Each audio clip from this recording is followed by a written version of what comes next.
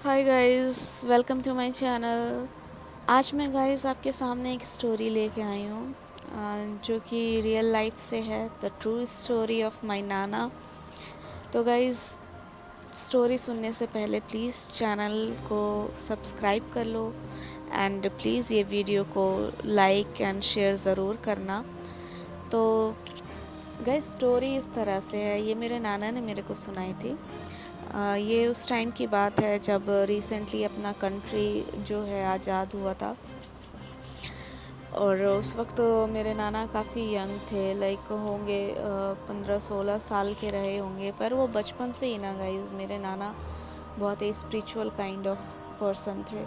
Like उन्हें भक्ति में बहुत मन लगता था। उन्हें सारे हनुमान चालीसा हो गए, दुर्गा कवच, दुर्गा चालीसा या जितने भी स्पिरिचुअल चीज़ें थी उनको हमेशा याद रहती थी। और वो काइंड ऑफ लाइक हमेशा माला पहना करते थे, जप करते थे।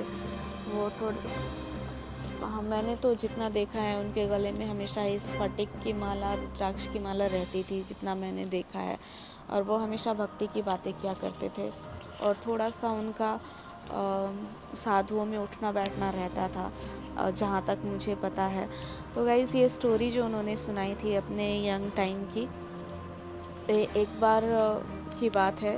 वो रहते थे बिहार के एक छोटे से गांव में उस वक्त। और उस वक्त जानते ही हो उस टाइम पे कितना जंगल हुआ करता था। कंट्री इतना डेवलप नहीं था आज के जैसा, पेड़ पौधे बहुत ज़्यादा थे।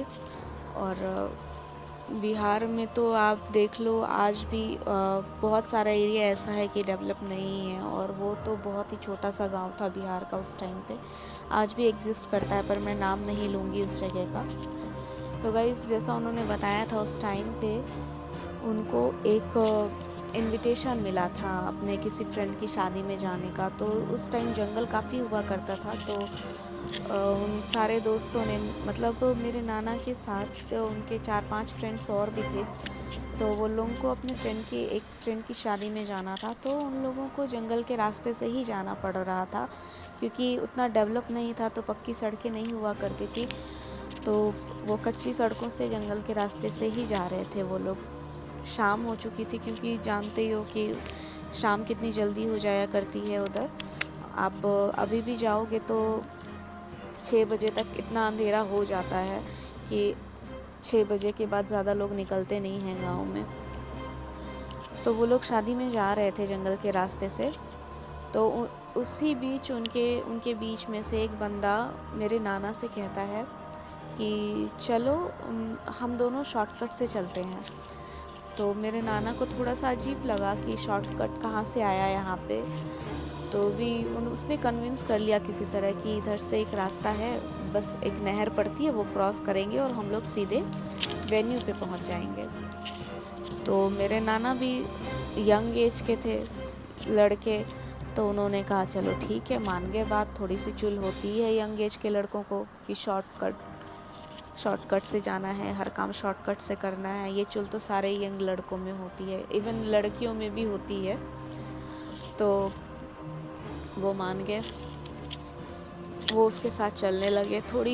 बाकी के सारे लोग अलग आगे निकल गए और ये दूसरे रास्ते से उस बंदे के साथ जाने लगे। थोड़ा आगे जाके वो नहर आ गया जिसके बारे में वो बात कर रहा था कि ये नहर क्रॉस करते ही हम लोग वेन्यू के पास पहुंच जाएंगे। तो अभी उन लोगों ने डिसाइड किया कि नहर क्रॉस करना है। तो अभी तो वो लोग शादी के हिसाब से रेडी होकर जा रहे थे। तो उन लोगों ने अपने कपड़े निकाले और नहर के अंदर जाने लगे।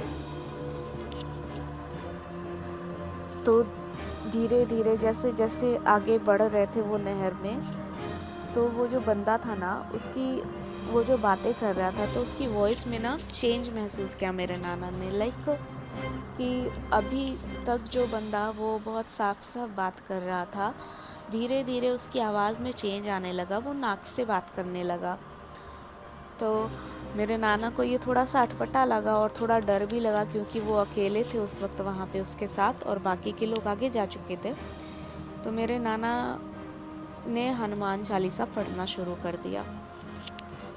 तो वो बंदा बोलता है कि अरे भाई तू हनुमान चालीसा क्यों पढ़ रहा है, तू ये क्या पढ़ रहा है। एक्चुअली उसने ये नहीं बोला कि हनुमान चालीसा क्यों पढ़ रहा है, उसने बोला कि ये तू क्या पढ़ रहा है, ये सब पढ़ना बंद कर।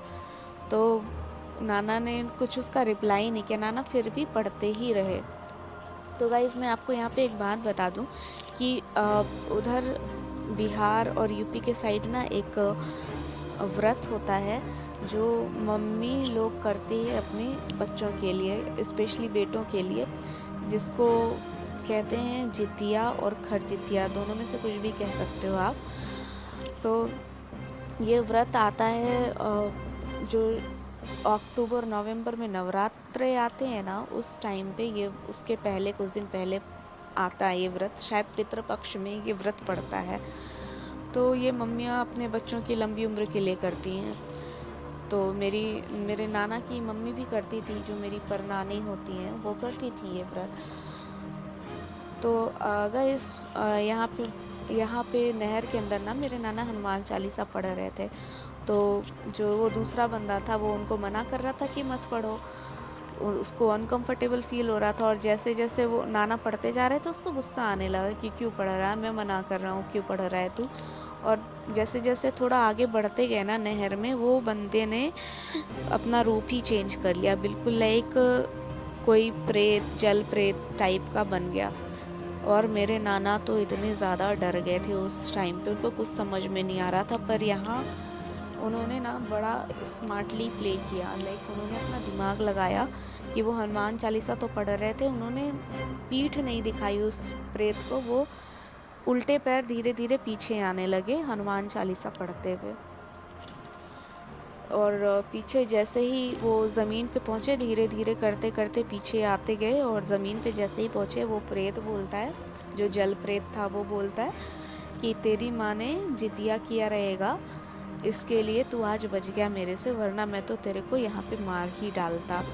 आज मेरा खाना निकल गया मेरे हाथ से। और नाना ऊपर पहुँचे, नाना ने उसका कुछ रिप्लाई नहीं किया। वो धीरे धीरे बिल्कुल रोड तक आए, जो कच्ची सड़क थी वहाँ तक पहुँचे किसी तरह उल्टे पैर चलते चलते। और वहाँ से जो वो भागे हैं दौड़ते दौड़ते दौड़ते, हनुमान चालीसा पढ़ते रहे, और दौड़ते दौड़ते जो वो वहाँ से भागे हैं, सीधे शादी के वेन्यू पे जाके वो गिर गए, बेहोश हो गए वहाँ पे जाके।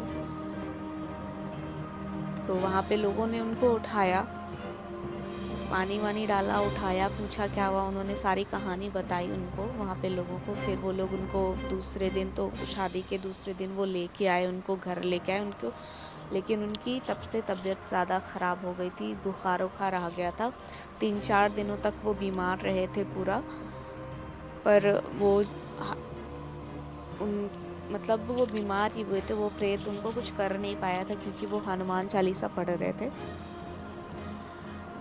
फिर उनको थोड़ा झड़वाया वड़वाया गया था, क्योंकि थोड़ा तो असर हो ही जाता है, डर का असर होता है। फिर गांव के लोगों ने, मतलब मेरी नाना की मम्मी ने, जो मेरी परनानी होती हैं, उन्होंने उनको किसी साधु वाधु से, ओझा वोझा जो होते तांत्रिक, उनसे झड़वाया, तब जाकर वो थोड़ा ठीक हुए। बट ये इंसिडेंट होने के बाद उनका स्पिरिचुअलिटी में जो है ना और भी ज़्यादा इंटरेस्ट आ गया, कि जैसे हनुमान चालीसा की वजह से उनकी जान बच गई उस दिन। तो वो इस चीज़ में ना, स्पिरिचुअलिटी में ज़्यादा ही घुस गए, लाइक साधुओं के साथ उठना बैठना, घोड़ियों से मिलना, वो उन सब में ज़्यादा रहने लगे। तो गाइस उनकी तो जान बच गई।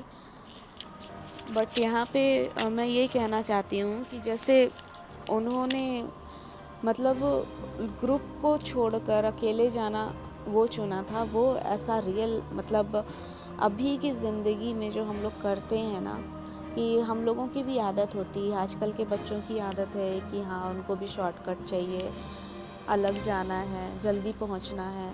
तो इस चक्कर में ना हम भी गलत चीज़ों में फंस जाते, गलत संगत में फंस जाते हैं। हर इंसान जो आपको शॉर्टकट दिखा रहा है वो सही नहीं होता है।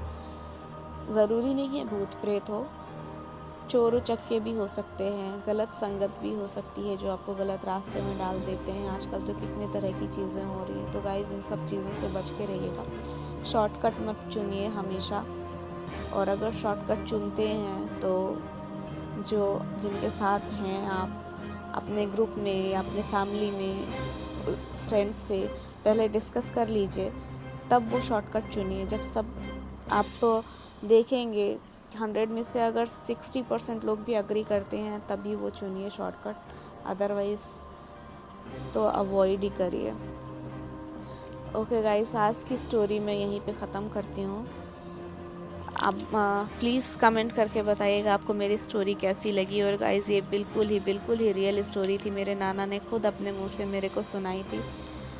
तो अब तो मेरे नाना नहीं रहे, 2003 में उनकी एक्चुअली डेथ हो गई थी। तो प्लीज़ आप मेरे को बताइएगा कमेंट करके आपको स्टोरी कैसी लगी, और अगर अच्छी लगी हो तो प्लीज़ इस वीडियो को प्लीज़ शेयर करिएगा और लाइक करिएगा। Thank you so much guys, मिलते हैं न्यू स्टोरी के साथ। Thank you so much.